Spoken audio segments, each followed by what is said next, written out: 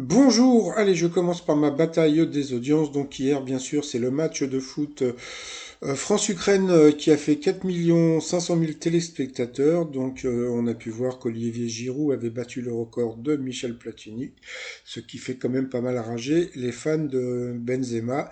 Donc quand même le t-shirt No Comment d'Olivier Giroud. Ensuite, eh bien, il y avait Alex Hugo qui est arrivé en deuxième position à 4,2 millions, suivi du meilleur pâtissier à 2,8 millions sur la 6, et TMC est arrivé quatrième grâce à Whitney Houston et Bodyguard. Ce soir, qu'est-ce que vous avez à la télé? Vous avez Infidèle qui, je pense, va cartonner.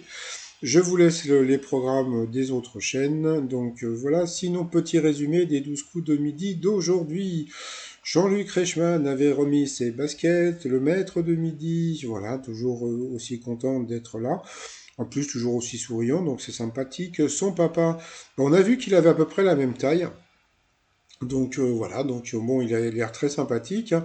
Comme je dis, comme il ressemble à Raymond Domenech. Donc voilà, donc on avait Raymond Domenech qui était là. Donc c'était assez sympathique. Au coup d'envoi, la première question, quel organe comprend deux hémisphères et un lobe frontal? Donc bien sûr, c'était le cerval, le cerveau. Après, vous aviez Emmeline, voilà, qui était venue avec sa famille. Bonjour à la famille. Alors, pourquoi peut-on dire que les étagères du designer anglais William Warren sont-ils éco-responsables? Parce qu'elles sont faites aussi pour les cercueils. Ouh. Après, vous aviez le sympathique François qui était là avec ses enfants et je sais pas si c'était sa mamie ou sa femme, on voit pas bien.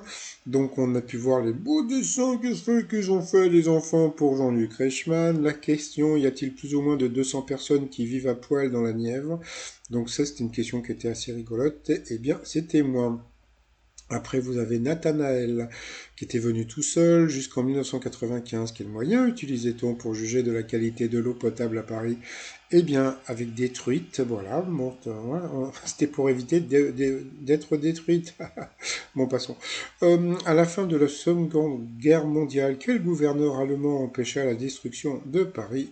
Donc, c'était Dietrich von Choltils. Donc, voilà. Après, que peut-on affirmer d'insolite sur les prêtres en Suède, pardon, eh bien, c'est qu'il y a plus de femmes que d'hommes sur cette question. Eh bien, Emmeline est passée au rouge, qui dit rouge dit duel.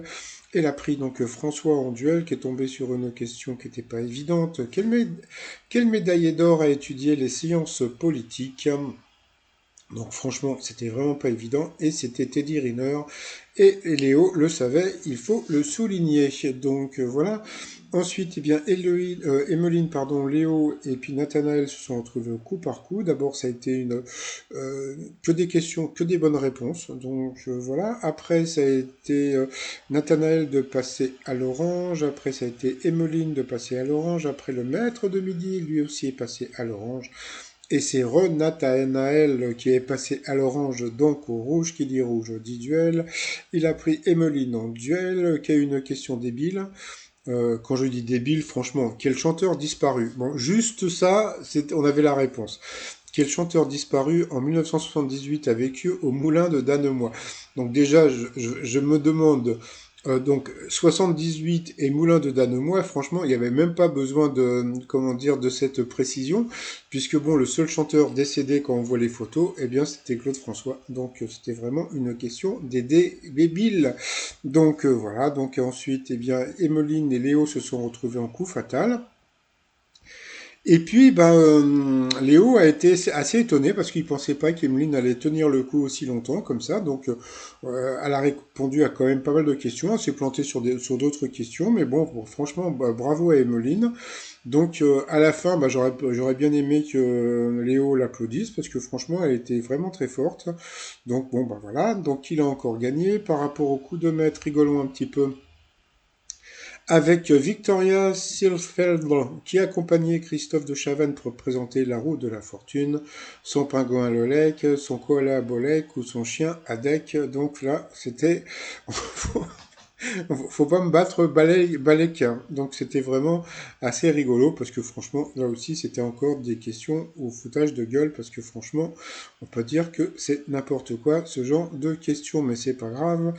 Sur quelle partie de son corps s'appuie un enfant qui fait la brouette? Donc bien sûr, c'était les mains. Toujours question débile. Quel type de boisson veut-on quand on commande un ristretto ou un macchiato? Donc bien sûr, c'était un café. Donc jusque-là, que des questions faciles. Comment se prénomme la maman de Louis Sarkozy? Donc bien sûr, c'était Cécilia. Donc jusqu'à présent, c'était super facile. Et puis alors la dernière, que représente l'Atonium, monument emblématique de la ville de Bruxelles? Donc là, franchement, bon, moi, je ne savais pas parce que je m'en fous. Je sais que, bon, il a dit 9, c'était 9, donc bon, bah, bravo quand même à lui. Donc il a quand même gagné donc 10 000 euros à partager, donc ça lui fait 5 000 boules. Bon, c'était sympathique pour répondre à quelques questions assez faciles, donc voilà, mais comme je dis, c'est le jeu ma pauvre Lucette.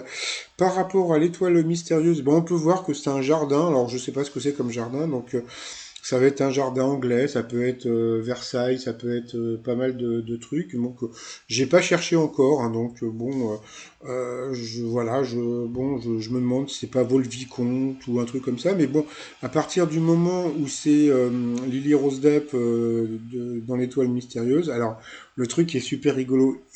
Imaginez qu'à la fin, c'est pas Lily Rose Depp, mais c'est Vanessa Paradis. Puisque je me suis planté la dernière fois quand je vous avais dit que c'était, je sais plus, oui, j'avais dit que c'était, comment dire, Louis Chédid, et en fin de compte, c'était M.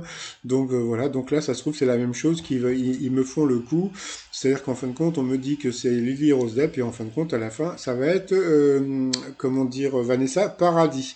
Sinon, bah, je sais pas si vous avez remarqué, ben, souvent, on voit débarquer donc la maman et la sœur de Léo, mais on les voit jamais ensemble. Donc je suppose qu'ils ont divorcé puisqu'on les voit plus du tout ensemble. Donc c'est pas sa maman vit toujours comment dire du côté de Saint-Lô, hein.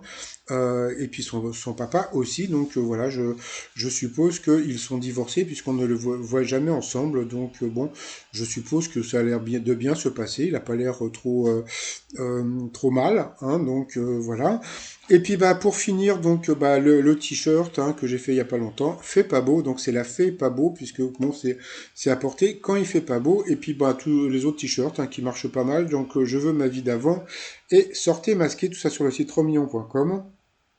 Et sinon, 179 045 euros pour le sympathique Léo. Eh bien, donc il paraît que à l'heure à laquelle je vous parle, d'après ce qu'on m'avait dit, il était à plus de 240 000 euros de gain, puisque bon, donc là il faut savoir qu'il a trouvé donc la prochaine étoile, donc ça va lui faire une troisième étoile, mais il paraît qu'il a trouvé l'autre. Donc l'autre, bon, ça sert à rien que je vous dise qui est dedans. Bon, je vous l'avais déjà dit, hein, c'est une actrice espagnole, et puis bon, il y a des actrices espagnoles, on n'en a pas des tonnes, mais bon, j'en reparlerai le moment voulu.